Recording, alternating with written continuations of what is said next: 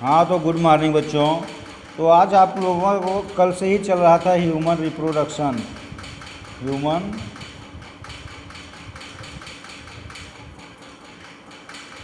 Reproduction जिसमें आपको तो बता ही दिया गया है कि मनुष्य जो होता है वो जरायुज प्राणी होता है, अंडे देने वाला नहीं बल्कि बच्चे पैदा करने वाला होता है। तो दो प्रकार के जीवधारी होते हैं, दो प्रकार के जीवधारी होते हैं।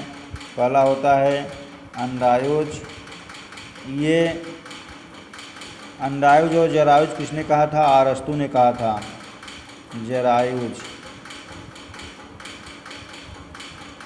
जरायुज तो अरस्तू ने सबसे पहले जब वर्गीकरण जीव जंतुओं का किया था तो उन्होंने जरायुज और अंडायुज वर्गों में जरायुज और अंडायुज वर्ग में सभी जीवधारियों को वर्गीकृत किया था और पेड़ पौधों को वनस्पतियों में।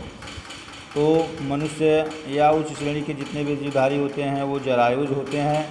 तो जरायुज अंडायुज के बारे में बताया मैंने आपको कि अंडे देने वाले जीवों को अंडायुज कहते हैं और बच्चे पैदा करने वाले जीवों को जरायुज कहते हैं। तो मनुष्य जो होता है वो जरायुज होता है, ठीक है। और अंडायुज में जैसे सर्प, मेढक, मछली और बहुत सारे जीवधारी जो अंडे देने वाले होते हैं, ठीक है ना। तो वह प्रक्रिया जिसके द्वारा जीव अपने समान जीव की उत्पत्ति करता है, अपने समान जीवों को जन्म देता है, पैदा करता है, ऐसे ही या इस प्रक्रिया को जनन कहते हैं, ठीक है। तो ये सब आपको हो गया है। अब ध्यान दीजिएगा, मनुष्य में अगर आप आते हो तो मनुष्य एक लिंगी प्राणी होता है। ह्यूमन एक लिंगी प्राणी होता है क्योंकि इसमें नर और मादा दोनों अलग अलग उपस्थित होते हैं, ठीक। तो मानव जनन तंत्र हमने आपको बताया, मानव जनन तंत्र दो प्रकार का होता है, ठीक।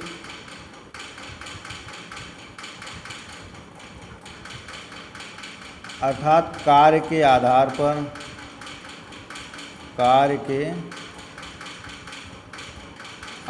पर जनन अंगों को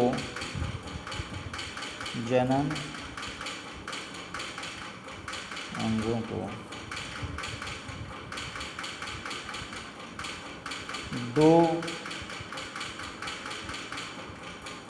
निम्न भागों में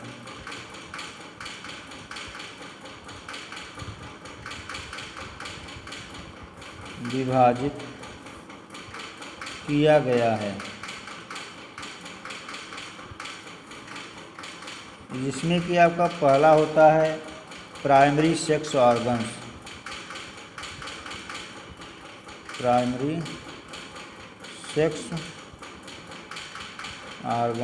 प्राथमिक लैंगिक अंग।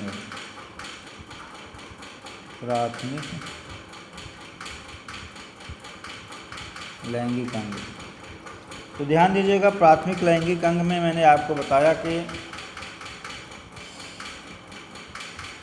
मानव में जो प्राथमिक लैंगिक अंग होता है, मानव में जो प्राथमिक लैंगिक अंग होता है, प्राथमिक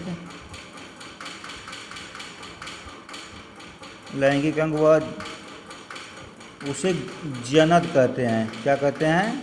जनद को गोनाइड्स भी कहा जाता है, तो इन अंगों में अर्थात जो प्राथमिक लैंगिक अंग होता है उसे गोनाइड्स कहते हैं। और इन्हीं अंगों में युग्मक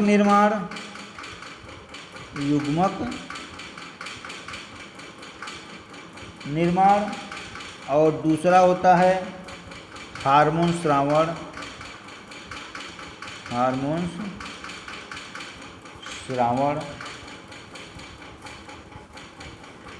की क्रिया होती है। अर्थात गोनैड से युग्मक निर्माण और हार्मोन का श्रावण होता है, ठीक है। तो ध्यान दीजिए, जैसे पीयूष ग्रंथि और फिर इसके बाद एक पीयूष ग्रंथि होती है, ठीक है, जिसे कि पिट्यूटरी ग्लैंड कहा जाता है। इसको पीयूष ग्रंथि कहते हैं, पीयूष ग्रंथि होती है। पीयूष ग्रंथ से क्या स्रावित होता है? पीयूष ग्रंथ से स्रावित पदार्थ, पीयूष ग्रंथ से स्रावित पदार्थ जो होता है उसे गोनैडोट्रॉपिन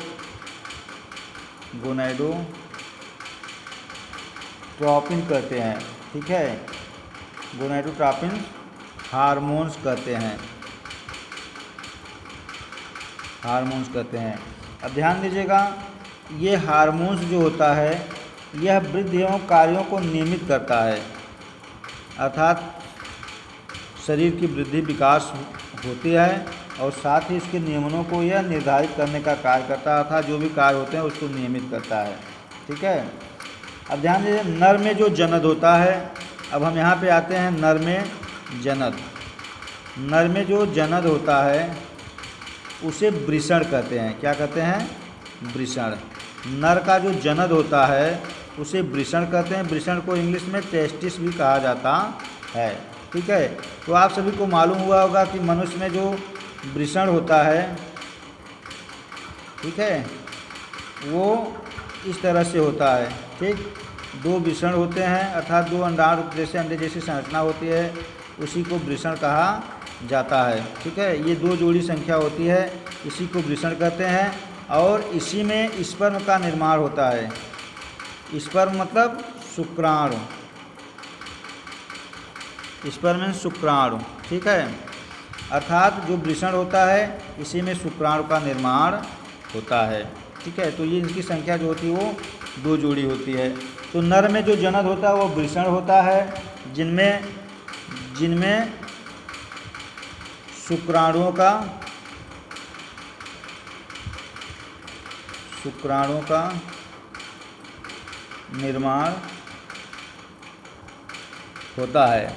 ठीक है, आप लोगों को नोट्स अभी भेज देंगे बेटा, किताब से आप लोग उसको लिख लीजिएगा। बाकी जो हम स्टेप टू स्टेप समझा रहे हैं उसको देखिए ध्यान से। अब ध्यान दीजिए, ये तो नर में जो जनद हुआ वो टेस्टिस हुआ, इसकी संख्या 2 होती है, 2 जोड़ी, 1 जोड़ी में होते हैं और टेस्टिस में शुक्राणु स्पर्म बनते हैं। ठीक है, शुक्राणु का निर्माण होता है। तथा जो मादा में जनद होता है, ये नर में हुआ और मादा में जनद, देखिए मादा में जो जनद होता है वह अंडाशय होता है। ठीक है, और अंडाशय से अंडाणु बनते हैं। तो जब शुक्राणु